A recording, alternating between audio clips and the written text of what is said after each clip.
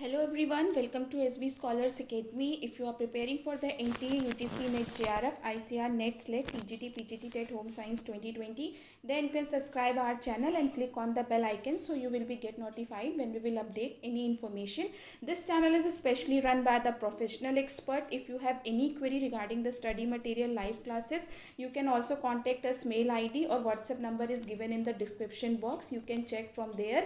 We are also running our pages on Facebook, Instagram and Telegram. You can join and like the pages so you will be updated with the current information. We are also providing the previous year question bank practice set, that would be the individual and combined branches of the home science, and also quick revision notes. So for that you can just mail us or contact on the WhatsApp.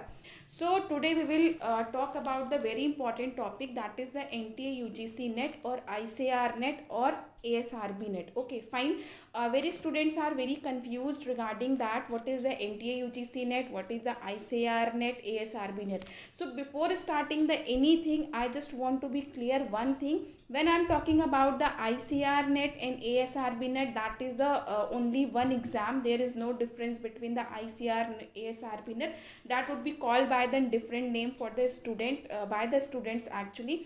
कई बार ऐसा होता है बच्चे कोई बच्चे इनको ICAR net कहते हैं, कोई बच्चे इनको ASRB नेट कहते हैं, बट दोनों एग्ज़ाम एक ही होता है, चाहे आप ICAR नेट की बात करें चाहे आप ASRB नेट की बात करें.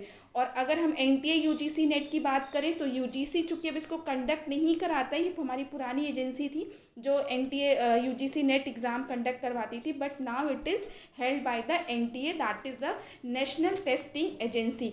तो आज हम इसके बारे में बात करेंगे कि ये एग्ज़ाम्स क्या होते हैं, किसके लिए होते हैं. तो दोनों एग्ज़ाम्स के मेजर ऑब्जेक्टिव ये होते हैं कि ये आपको नेट की क्वालिफिकेशंस प्रोवाइड करते हैं. That is basically for what, that is the lecturership and assistant professor. तो अगर आप हायर एकेडमिक्स में जाना चाहते हैं और अगर आप PhD और इन सब सेक्टर में अपना करियर बनाना चाहते हैं तो उसके लिए आपको नेट क्वालिफाई करना, लेक्चररशिप क्वालिफाई करना और ये नेट क्वालिफाई करना बहुत इसेंशियल होता है. So now come with the NTA UGC net की NTA UGC नेट क्या होता है. As I told you earlier that कि UGC पहले इस एग्ज़ाम को कंडक्ट कराता था. Now it is conducting by the NTA, that is a national testing agency. It is a agency which held the particularly this exam. Okay fine. ये exam किसके लिए होता है, दैट इज़ वेरी इंपॉर्टेंट. कौन से ऐसे स्टूडेंट्स हैं जो इस एग्ज़ाम में अपेयर कर सकते हैं. तो बेसिकली ये स्टूडेंट जो एग्ज़ाम होता है that is for the art, humanities, management, science and many more subjects. Total 81 subjects are included in this exam. So अगर आप इन सारे सब्जेक्ट से आप NTA की ऑफिशियल वेबसाइट पे जाके चेक कर सकते हैं कि whether your subjects are mentioned in these 81 subjects और नॉट. एग्ज़ाम्स कैसे कंडक्ट होते हैं. These exams will be conduct purely online mode. Before 2 years 3 years this exam will be conducted offline mode, लेकिन अभी ये ऑनलाइन मोड ही conduct किया जा रहा है. ठीक है. Conducting agency that is the NTA, national testing agency. Exam pattern क्या होता है, that is the very important कि NTA UGC नेट का एग्ज़ाम किस बेसिस पे होता है. तो जब हम एग्ज़ाम की बात करते हैं तो बेसिकली इसमें 2 पेपर होते हैं और दोनों पेपर में आपके मल्टीपल चॉइस क्वेश्चंस पूछे जाते हैं. Now I am talking about the paper 1. क्या होता है पेपर 1 जो होता है उसमें आपकी जनरल अवेयरनेस, एप्टीट्यूड. आप सिलेबस ऑनलाइन वेबसाइट से जाके चेक कर सकते हैं कि टोटल 10 यूनिट्स होती हैं और उन 10 यूनिट्स में डिफरेंट आपके जो टॉपिक्स हैं वो मेंशन हो रखे हैं कि आपको क्या क्या पढ़ना है, क्या क्या नहीं पढ़ना है. And the questions from asked from this section, that is the 50 questions will be fully asked in paper 1. And when I am talking about the paper 2, that is the your subject specific, such as if you are like postgraduate in English, Hindi or like home science or any other subject, so what would be your specialization in the post graduation subject, that would be under come as a paper 2. So from this section totally 100 questions are asked and this is also MCQ. Okay. those students who can give this exam, actually those students who are appearing the who have completed their post graduation degree, जिन्होंने अपना post graduation complete कर लिया हो, such as MA MSc या उसके second year में वो इस एग्ज़ाम को अपेयर कर सकते हैं। अगर आप एलिजिबिलिटी क्राइटेरिया से रिलेटेड और आपकी क्वेरीज या क्वेश्चंस हैं तो आप हमें कमेंट सेक्शन में लिख सकते हैं। और साथ ही साथ अगर आप सेपरेट वीडियो चाहते हैं कि कौन से स्टूडेंट्स क्या क्वालिफाई कर सकते हैं, क्या उसका क्राइटेरिया है, तो उसके लिए आप हमें कमेंट सेक्शन में बताइए। We will separately made on the video कि नेट JRF क्या होता है या क्या डिफरेंस होता है नेट JRF में, तो kindly comment on the comment section, so we will made on the separate video on this. सबसे अच्छी बात ये होती है इस एग्ज़ाम की, there is no negative marking for this exam, as when we come about the ASRB net then we come to know that there is negative marking, but when I am talking about the NTA UGC net JRF exam, that is there is a no negative marking. Okay, and what is the qualifying criteria? That would be the cutoff mark. You can say that merit system, only top 6% candidate can be qualified or awarded as a net qualified student.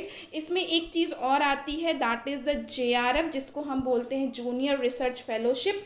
We will made on the separate video कि net और JRF में क्या difference होता है, what is the criteria and all the things.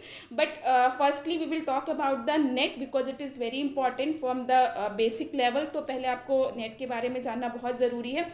और अगर आपको further इससे रिलेटेड कोई भी इंफॉर्मेशन चाहिए तो आप इसकी ऑफिशियल वेबसाइट पे जाके चेक कर सकते हैं, that is www.nta.ac.in।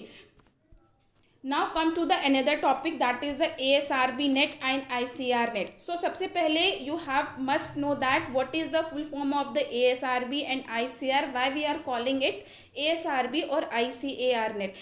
ASRB means that is the Agriculture Scientist Recruitment Board, and when I am talking about the ICR, that is the Indian Council of Agriculture Research. So basically this is the full form of the ASRB and ICR net, and these are the agencies who are conducting this particular exam. So who for whom this exam will be conducted, or which kind of students can so this is very important, you should come to know that कि कौन से student इस exam को appear कर सकते हैं। बच्चे बहुत कंफ्यूज होते हैं, either they will go with the ASRB net और ICAR net.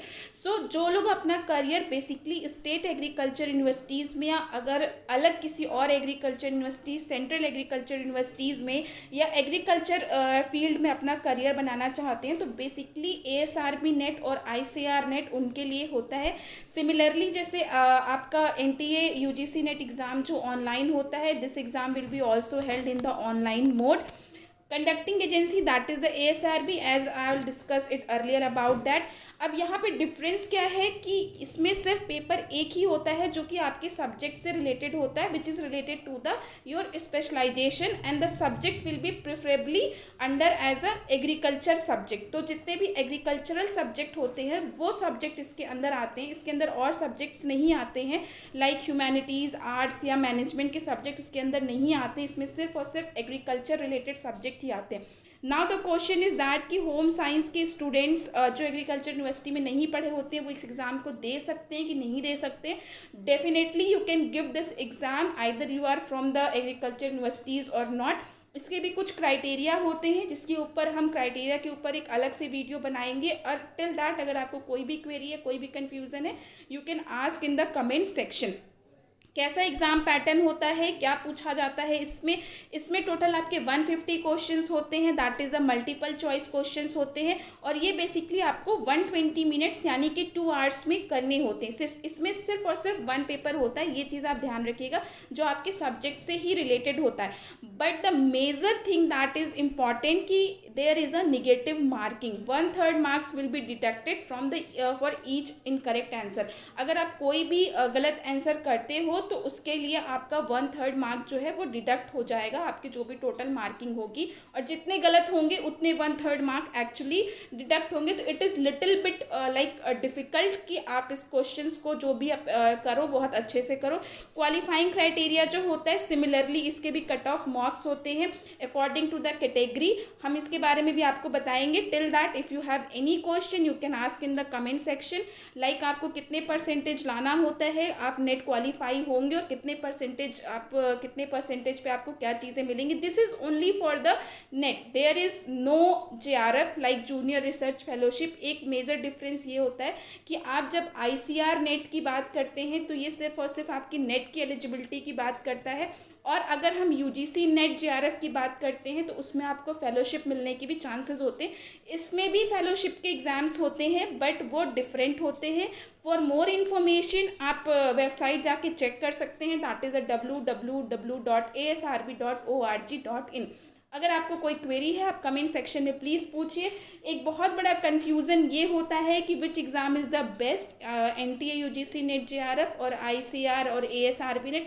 See both exams are the best. कोई अच्छा या बुरा नहीं होता है, but there is a some applicability कि ये जो एग्ज़ाम होता है आपका ASRB, ये बेसिकली एग्रीकल्चरल स्टूडेंट्स के, या जो जैसे मैंने आपको पहले बताया कि जो लोग अपना करियर स्टेट एग्रीकल्चर या सेंट्रल एग्रीकल्चर यूनिवर्सिटीज़ में या अलग किसी सेक्टर में, आपको जैसे सब्जेक्ट मैटर स्पेशलिस्ट होते हैं उस सेक्टर में अपना करियर बनाना चाहते हैं, that is the beneficial actually for them.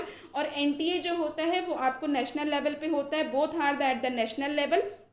तो both exams are the very good equal weightage both exams. So till that, thank you so much everyone for watching and listening us. If you have any query, any questions, so kindly comment on the comment section. We will come with the another video related to the this one. Thank you so much.